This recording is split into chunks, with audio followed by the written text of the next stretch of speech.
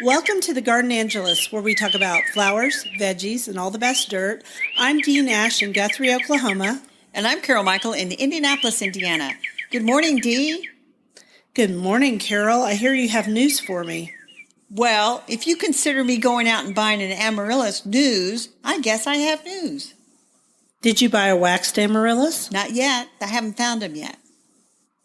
I found them. I found them online. 2 are on their way. They weren't expensive either. Tell me about this amaryllis you bought and why. Well, I decided I'm buying local. So I was in the grocery store, my favorite little Aldi, and they had $5 amaryllis. They were all potted up in the kind of potting material we said not to use and in a plastic container. Yeah. But it said just add water. And I thought, you know what? I have to buy that as an experiment to show that if you buy one of those and you just add water, you're going to get an amaryllis. Yeah, you are. Because amaryllis don't have to be chilled. They just have to pot them up. There's nothing more simple than an amaryllis. But, you know. So are you going to move it to another pot? Or are you going to put that plastic pot down into a cute pot? No, it's a red pot, sort of with red and silver. Yeah. Guess what color of amaryllises I had to choose from? I would say you probably had red and maybe apple blossom. No, I could choose any shade of red as long as it was red. They only had red. And probably only one kind. It's probably red lion, right? It doesn't even say red lion. It's just a red amaryllis. Yeah, I bet it's red lion. That's the most common one. But there's most common amaryllis are red lion and apple blossom. So it doesn't surprise me. And it's growing. I mean, I added water and it's growing. So we had this relates to what you're talking about. We had a little shower for Megan over the weekend. My daughter Megan, for those who don't know, is pregnant with her little baby, Madeline. And we had a shower for Megan and Madeline. And I went to the florist and I bought some beautiful cut flowers for the shower. And right there on the front of the desk, on top of rocks, in big tall vases to hold the stems, were amaryllis. So I ordered the flowers on a Thursday, and the amaryllis were just bulbs on top of rocks with a little water in the bottom. Right. And then when I came back on Saturday to pick up said flowers, which were beautiful, by the way, I can share them on our story this week. Those amaryllis had grown to where they were now peeking out of the top of the vase, which would be about 5 or 6 inches. So they grow fast. Yes, that would be the point. Mm-hmm. That's wonderful. Pretty cool. Easy, people. Just do an amaryllis. It's fun. But that's not what we're talking about today. We're talking about, it's just a few days before Thanksgiving. So here's our quote. One kind word can warm 3 winter months. And that's a Japanese proverb. Right. Which means we don't know who really said it. But I like the thought. So, with that in mind, yes. What's the kind word? I guess the kind word is flowers. Flowers is always the kind word. Just be kind to your family and friends, especially whoever cooks Thanksgiving dinner. It is a lot of work. It is a lot of work. Even if people bring dishes, it's a lot of work because turkey and dressing doesn't cook itself, people. No, unless you buy one already cooked. Yeah, I don't have that option. I'm gluten-free. But I digress. Okay, moving on to the flower. We're talking about a flower we've talked about before in connection with other Christmas flowers. But today we are going to focus on just it. Helleborus niger, the Christmas rose. And you said that you don't have these in Oklahoma. Well, I said, no, not exactly. I said that I've only grown them one time, but I don't see them in the grocery store for sale in Oklahoma. Right. And so you have to really hunt to find these in the grocery store blooming at Christmas time. But before poinsettias, or I should say poinsettias, before amaryllis, which is very popular now, the Christmas rose was the flower of Christmas time. Yes, it was. And the proof of that is I have a plate, and I'll take a picture of it, that is hand painted with, I think it's with ivy and Christmas roses on it. It has hellebores on it. And I actually put it out at Christmas every year because it reminds me that used to be, that used to be a big deal. Just like I also have a book called The Holly and the Ivy. So the Christmas rose, tell us a little bit about it. It's not the same thing as Helleborus hybridus, which is the Lenten rose. Right. The Christmas rose looks basically the same as the hybrid hellebores that we are used to blooming at Easter time. But this one actually blooms sometime between November, January, maybe into February, depending on your weather, depending on how many sunny days, depending on snowfall. But mine is blooming out there at the end of November right now. One of them is. But it's very, I would say it's easy to grow, but it's actually easier to grow a Lenten rose than it is a Christmas rose. But it's well worth finding a good spot for them. They like it partial shade, and definitely would like to have it be a little bit drier or at least well-drained soil. They don't like to have their wet feet or they would up and die. Right. They kind of disappear. And I've grown one Christmas rose, and that was Ivory Prince. Ah, that's and a good I just one. I just looked it up again to make sure it wasn't considered a Lenten rose, and it's not. I will say it wasn't very happy here. It's very, very pretty. I think my ground is too wet in my front flower bed and maybe too shady for it. So, or it could be that it's just so doggone hot in Oklahoma in the summer that it's not happy. I have a lot of luck with the Lenten roses, but my one foray in Christmas roses didn't work. But I sure wish I could get it as a plant in the winter. Yeah, and I've found them before. In Indiana, we have Kroger stores, and I've seen them at Kroger every once in a while. And I've also seen them at Trader Joe's.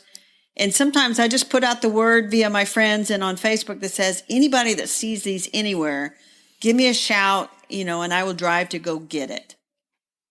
Right, because it brightens up the winter holidays along with all the other plants that we actually talked about last year on a podcast called You Can't Have Christmas Without the Plants. So we're going to link to that in our show notes. And it's also episode 7 on our first season if people want to go look at it. Is there anything else you want to say about it? I do want to say stuff about it. Oh, I'm sorry. I didn't know you weren't finished. No, I could talk about it forever.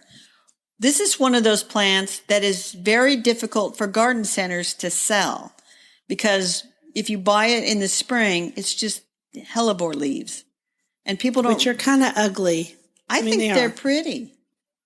Well, they're kind of ugly pretty, like ugly dolls. I'm not familiar with ugly dolls, and I don't think I want to know anything about ugly dolls. I'm going to send you an ugly doll for Christmas because it'll be funny. No. Do not send me an ugly doll. Anyway, back to the beautiful leathery foliage of the hellebore. Here's what's nice about it, Dee. It stands out as a dark green leaf in the wintertime, and it stays dark green pretty much until you cut it off in late winter. And that's really nice when the rest of the garden is all tans and browns. That's true. It is a lovely dark green until here something almost kills it, like cold, because remember, you have snow. And so where you live, it gets covered up by snow and the snow helps insulate the leaves. Where I live, it just most of the time gets bitter, windy, cold, and eventually it has black spots all over those beautiful, ugly doll leather leaves. Anyway, it is hardy from zone 4 to zone 9, so it would be great in Indianapolis if it has the right spot. And Austin, Texas, apparently. And you mentioned Ivory Prince as a variety. Another common variety is Joseph Lemper. There's one called Potter's Wheel, and these are white flowers, and Potter's Wheel is a bigger bloom, and I have one out there, although I never label anything, and I've kind of, little seedlings have come up, so I've kind of transferred them around. So you have babies. Yes, but there's one bed that kind of borders the patio, and I've kind of made these sort of line the edge by the patio because there are rocks down under there at the edge of the patio, so it's pretty well drained. And I'm just trying to create like a little arc of them that's not too far from the back door because you don't want to have to go out to the back garden to see a flower in November. You want to go right out 10 steps, see it, and then run back inside. Right. Maybe snap a picture with your phone. And I did. Yeah, I'm sure you did. Cinnamon snow is kind of pinkish, along with being. So all of the hellebores niger kind of have white to pink blossoms, Right. wouldn't you say? I would say so. Yeah. But the problem is, like I said, garden centers have a difficult time selling them because people walk in April and May and June and they want to see what the flower looks like, and they're not going to see the flower till November. November is not the right time to actually plant it outside. Right. So you don't see hellebores niger as often as you do the Lenten rose, because the Lenten rose starts to bloom in my part of the world in late February, early March, because that's about the time gardeners are losing their minds. And so they'll go and buy any flower. And I see it at the box stores. I know a guy who sells them all the time. Bob Scott, he has a lot of them. You can find them many different places locally. Right. And so ask at your garden center in the spring. This is one you're going to make a little note, put it on your calendar, your little reminder app or whatever that says, buy the Christmas rose, because you're going to buy it in like May, and then you're going to plant it, and then you're going to go out the next November, and you're going to be so happy because Carolyn D told you to plant it, and you ended up with a beautiful flower when nothing else was in bloom. Or if you're lucky, it'll be in your grocery store in the winter as a flowering plant, and then you can start hardening it off a little bit by putting it in, say, like your garage, and then bringing it back in a little bit, and then eventually you can plant it outside. And that's another way. So it's up to you. All right. Now I'm Cool. done. I'm done talking about it now, Dee. It's like when I talked about, never mind. You don't know what you talked about. No, I was going to say something, and then I thought, no. The Christmas rose is one of my favorite holiday flowers. I just wanted to say that. Okay, it's been established. It's not one of my favorites, but I like it. Thanks for letting me right, talk so- about it, Dee. That was so kind of you.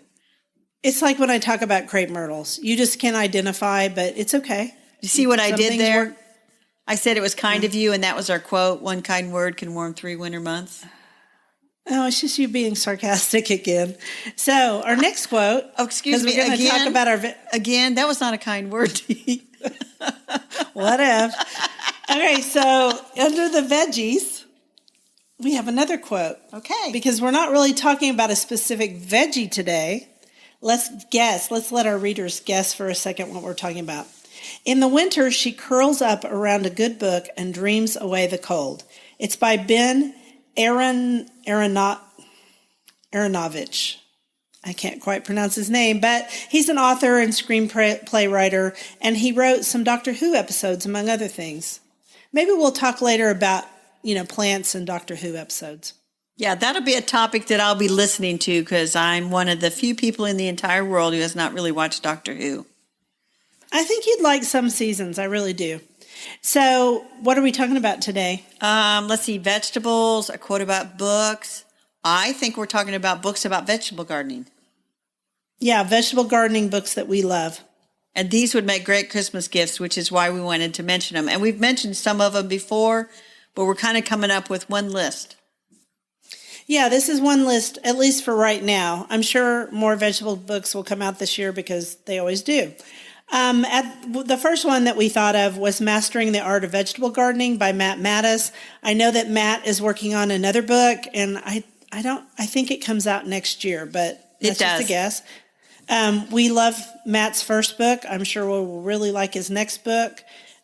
Beautiful book, great Christmas book for anybody who wants to grow vegetables, because it will work for people who are beginners all the way up to very experienced gardeners, because when we discussed this book rather heavily, we talked about the fact that neither one of us had ever grown onion from seed. Right. And you can always pick up a book and you don't ever know it all. So you can always learn something new. And this is a beautiful book, great photographs. It's one I'm going to refer to often for inspiration. The next book is Veggie Garden Remix by Nikki Jabor. It's another book we really, really liked. And the reason we liked it was because it had unusual varieties of vegetables. And if you've grown vegetables for a long time, you might want to try something new. And these are all very unique varieties, and we're both into that. So that's pretty fun. And it won the Gold Award from GardenCom this year for best overall book. Right. And she has another book, an older book. She does year-round gardening, and she's way up in, I think, Nova Scotia.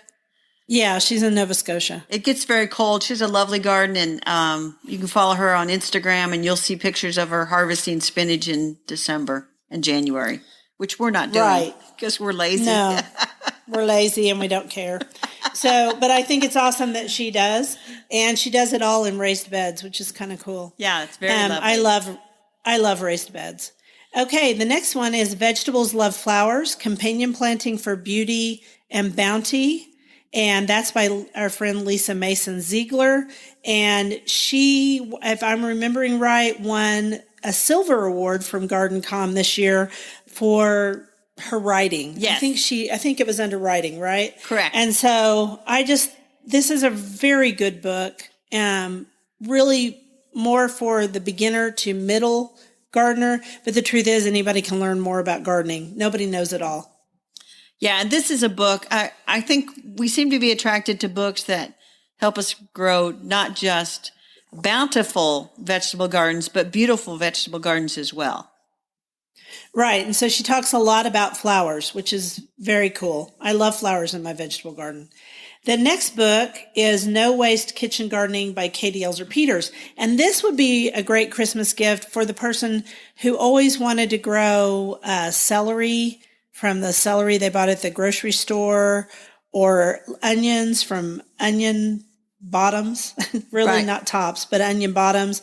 All those people that take the avocado seed and put it in a glass of water with toothpicks and decide to grow an avocado tree. So I think this would be a really good book for people with children if they want to get them interested in gardening. Yeah, this is a great book for if you have kids. And I think I have a copy of this, and I think I'm going to loan this to my niece who has a couple little ones at home, and they can come up with some really great ideas because both of the kids like to get their hands in the dirt. And this will probably keep her sane in the wintertime because you can do this stuff in the wintertime with just the stuff you have from the grocery store. Exactly. It'd be something to do. And that way you can get your hands in soil, and that'd be fun. And kids can see how things grow. Right. The next one is How to Grow Vegetables and Fruits with Organic Methods. And this is one you added to the list. I added this one to the list, Dee. You can still find old used copies of this.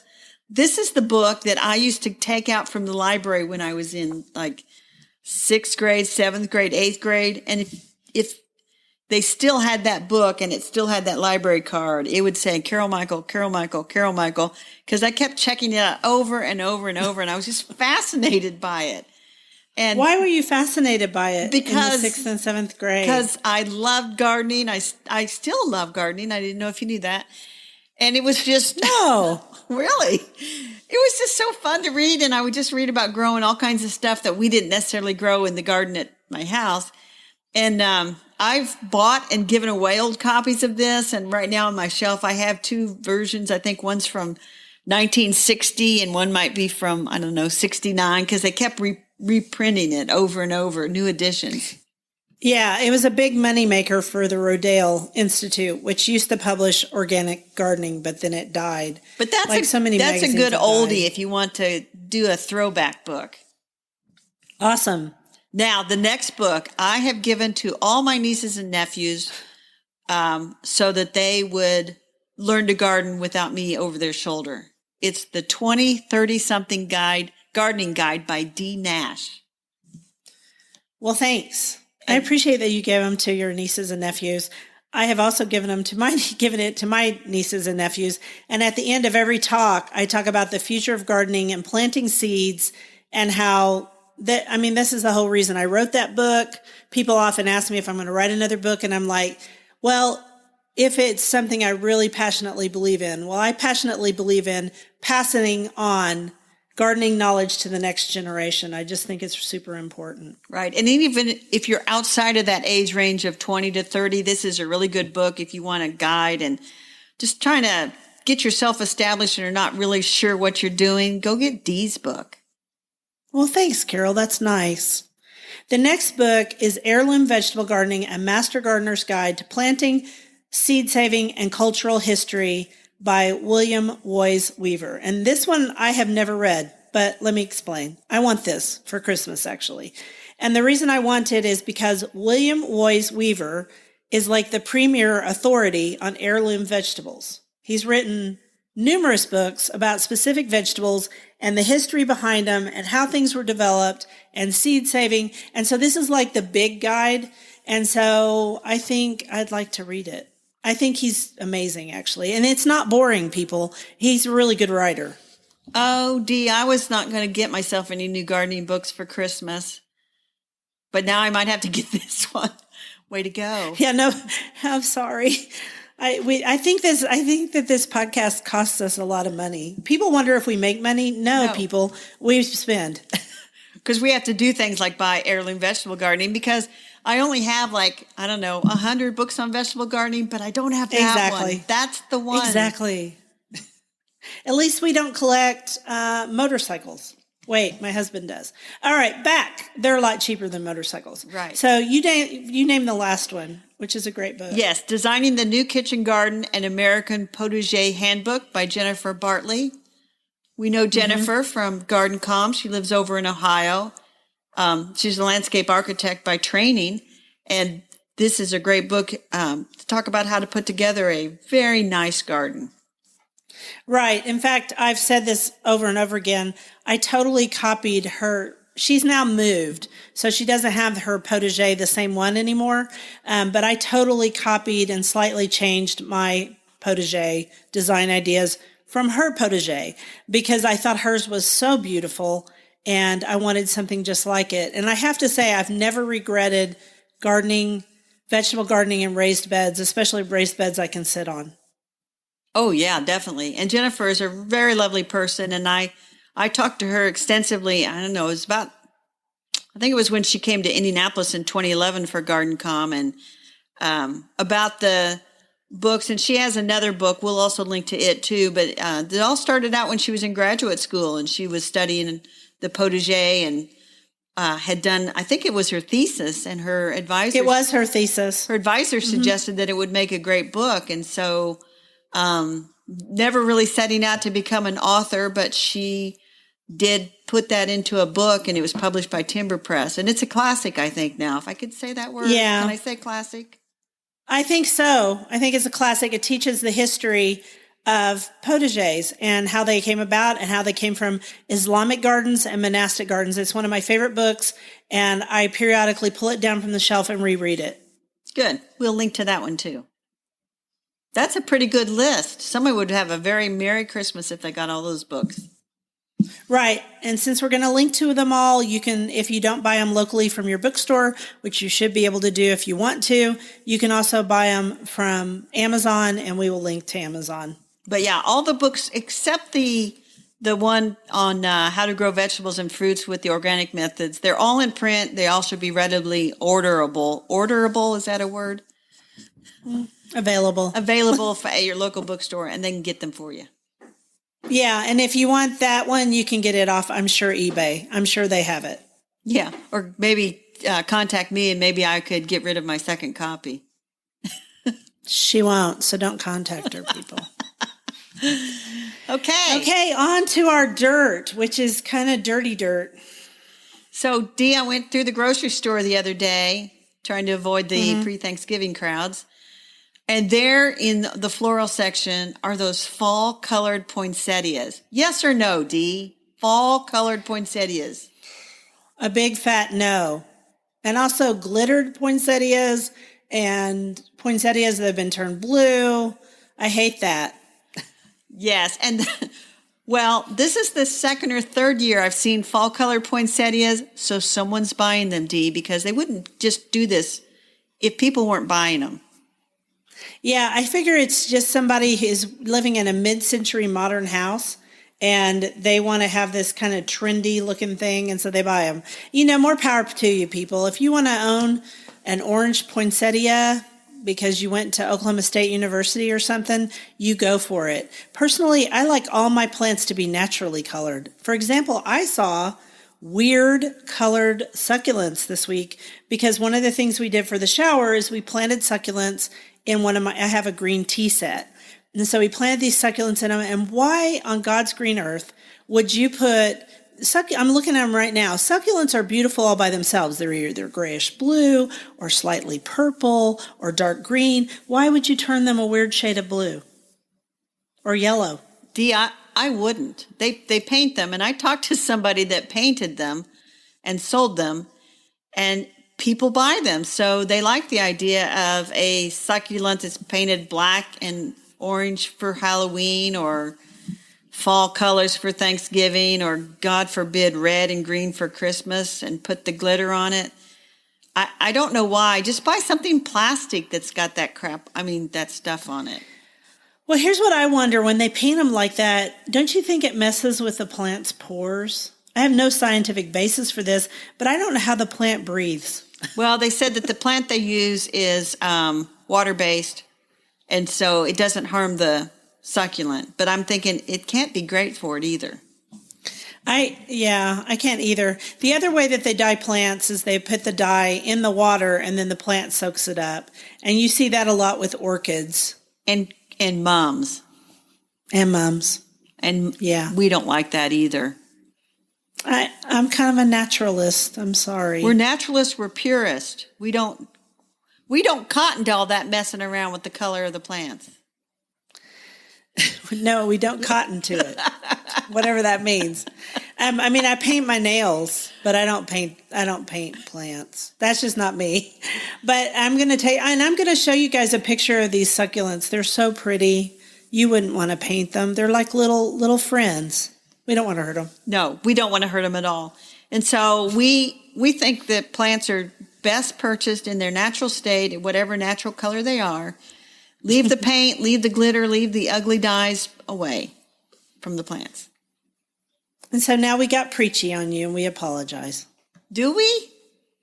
Well, we were told one time we were preachy, but what? We try not to be. Preachy? Us? We're garden angelists. Opinionated. We're garden angelists. We preach the good news of gardening. Yes, we do. That's true. So happy Thanksgiving, everyone. Thank you so much for listening to us. You can find us wherever good podcasts are found. In fact, I found us on another place that I didn't even know we were on. I think it's called Podtail, like the tail of a dog.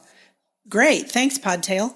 And also we're at Facebook, Instagram, Twitter. You can follow us individually. You can follow us as the Garden Angelist, and you can email us your questions at thegardenangelist@gmail.com, and one of us will get back to you as soon as possible. I get most of our questions, Carol, off of Instagram.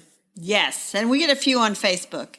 But we'll put links to all of that in our show notes so we can be contacted in multiple ways, and we love to hear from our listeners. We are thankful for everyone who listens to our podcast every week. So until next time, we hope you get to chat this week over the garden gate. Bye now. Bye.